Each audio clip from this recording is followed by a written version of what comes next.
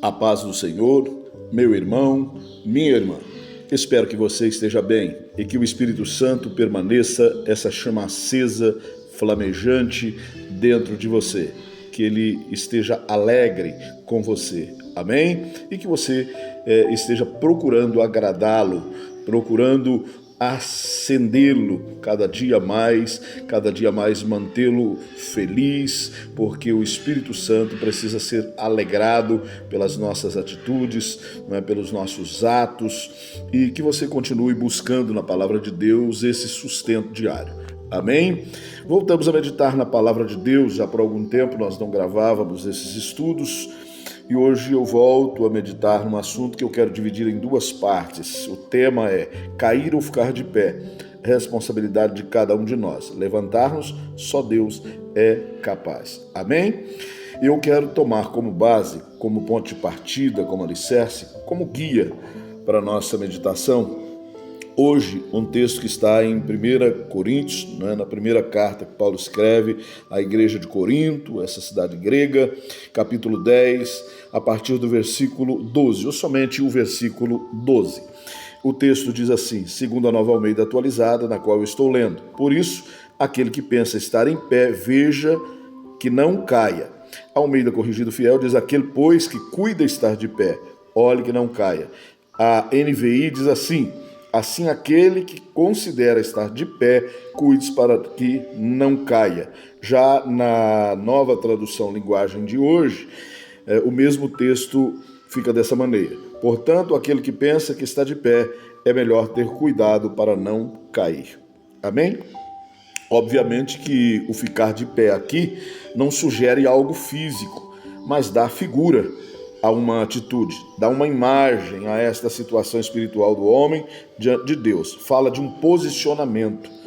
Estar íntegro diante de Deus sugere estar alinhado com Ele, logo de pé diante do Senhor. Amém?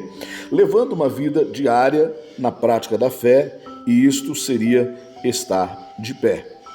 Nós podemos ver, certificar-nos, concluir facilmente que esta porção do texto sagrado, selecionada para conduzir o nosso olhar para as Escrituras hoje, se trata de uma advertência.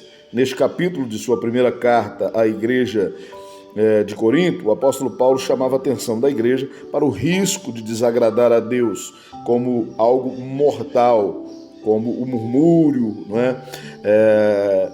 Enfim, tudo aquilo que contraria o coração de Deus. Cair é desprezar a fé, e o desprezo da fé desagrada a Deus, porque quem despreza a fé deixa de ter confiança no Senhor, confiança inabalável no Senhor. E a palavra diz que os que confiam no Senhor são como o monte Sião, que não se abala, quer dizer, não se move facilmente do seu posicionamento. Amém? A palavra diz que sem fé é impossível agradar a Deus. Está lá em Hebreus capítulo 11, versículo 6.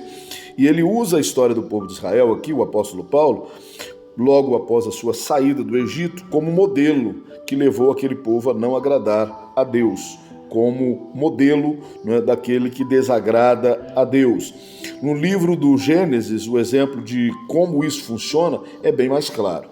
No Gênesis 4, versículo 3, versículo 4, vão dizer: aconteceu que, ao fim de um certo tempo, Caim trouxe do fruto da terra uma oferta ao Senhor. Abel, por sua vez, trouxe das primícias do seu rebanho e da gordura deste. O Senhor se agradou de Abel e de sua oferta, mas de Caim e de sua oferta não se agradou. Esse último versículo é o versículo 5. O que nós precisamos considerar, no entanto, é que nenhuma queda é maior do que você pode evitar, ou do que você possa evitar. Porque nenhuma tentação está além das suas forças, né? Está lá em 1 Coríntios capítulo 10, versículo 13, esse mesmo texto que nós lemos como texto original, essa mesma carta, esse mesmo capítulo, não é? O texto diz assim: não sobreveio a vocês nenhuma tentação que não fosse humana, mas Deus é fiel e não permitirá que vocês sejam tentados além do que podem suportar. Então toda tentação que vem contra nós, não é? É justamente aquilo que nós está na medida do que nós podemos suportar com a ajuda do próprio Deus. O texto continua: pelo contrário, juntamente com a tentação, proverá livramento para que vocês não possam, para que vocês a possam suportar. Veja que Deus, dando a prova, dando, não é,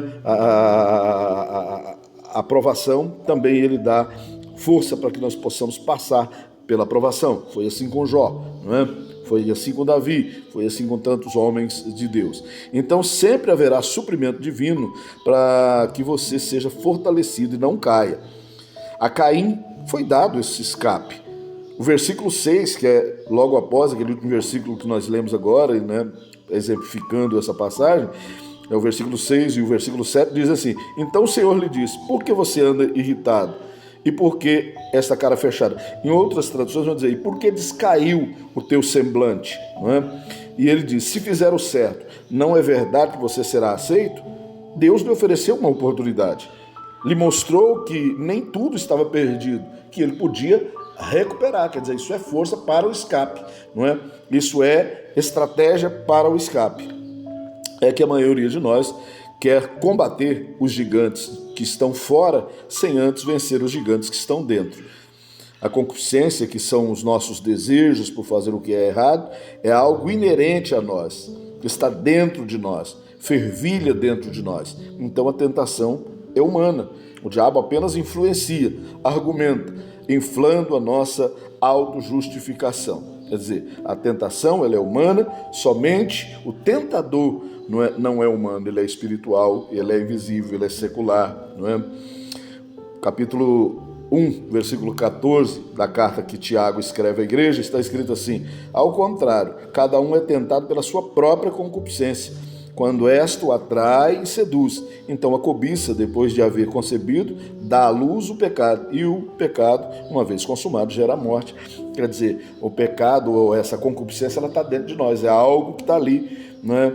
E nesse ato, não é, de tentação, nessa chegada, aproximação do tentador, ele faz apenas influenciar e despertar essa tentação que está dentro de cada um de nós.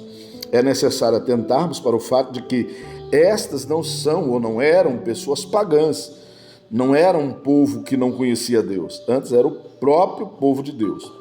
Paulo diz em 1 Coríntios capítulo 10, versículo 1, que é esse mesmo capítulo: ora, irmãos, não quero que ignoreis que vossos pais estiveram todos debaixo da nuvem, e todos passaram pelo mar. Foram batizados em Moisés, na nuvem e no mar, ou seja, aceitaram a palavra, confiaram na condução de Deus e aceitaram a passagem pelo mar como a morte para a velha vida e a passagem para a nova vida. Assim como nós estamos na presença de Deus pela pregação, pelo crer e pelo batismo. Mas o povo falhou ao descrer que o Deus que os tirou do Egito, que moveu, que fez tantos sinais, era o Deus que infalivelmente os continuava conduzindo diariamente, não é?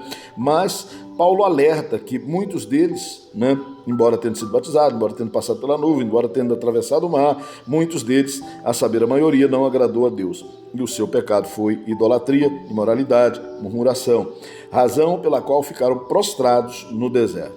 É necessário manter firme a fé, para que não seja o caso de desagradarmos a Deus, de entristecermos o Espírito Santo de Deus, amém? De apagarmos essa chama do Espírito que faz com que a fé permaneça, né, flamejante dentro de nós. A palavra diz que sem fé é impossível agradá-lo.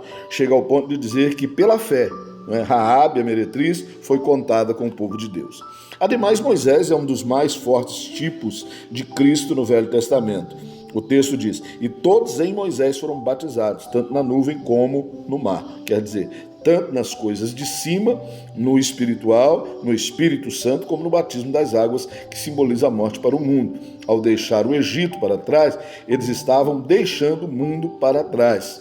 Esse é o mais forte tipo nas escrituras veterotestamentárias, né, em relação à nossa fé em Cristo na redenção pela cruz. Estavam morrendo para a velha vida ali, figura do crente em Cristo, que quando desce às águas está confessando a sua morte para o mundo.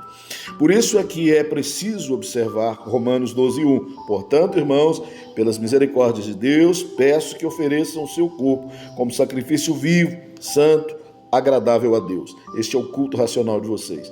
No 12:2, a palavra diz, e não vivam conforme os padrões deste mundo. Não deixem que Deus deixe que Deus os transforme pela renovação. da mente, para que possam experimentar qual é a boa, perfeita e agradável e perfeita vontade de Deus. Amém? Dentro dessa abordagem das Escrituras veterotestamentárias e a posteriori do Novo Testamento, tem conteúdo suficiente para abrirmos o leque de forma que em poucas mensagens, em poucas gravações, desse nosso estudo aqui, não seria possível expor. Então eu achei apropriado fazer um recorte com viés apenas para esta advertência de Paulo, em um primeiro objetivo do texto, de alcançar a igreja de Coríntios e depois chegar a nós através dos tempos, porque se trata de cair ou ficar de pé. Aquele que está de pé, cuide para que não caia.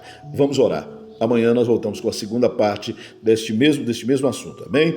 Senhor nosso Deus e nosso Pai, em nome de Jesus, nós oramos agradecidos, Pai Santo, porque tudo que o Senhor tem feito, Senhor amado, por onde tem nos conduzido e permitido, toda a aprovação que vem contra nós, nós sabemos que é no sentido de nos fortificar. Então nós nos pedimos ao Senhor que o Senhor nos auxilie, esteja conosco, não permita que o seu Espírito se ausente de nós pelas nossas limitações e às vezes a nossa fé oscilante. Pai, em nome de Jesus, nos abençoe, nos ajude a entender e a compreender o teu propósito nas nossas vidas, Pai, para que nós possamos prosperar dia após dia na tua vontade, crescendo no entendimento, na compreensão, e assim, Senhor amado, se dê concretamente em nós esse processo de santificação. Nós oramos em nome de Jesus, agradecidos.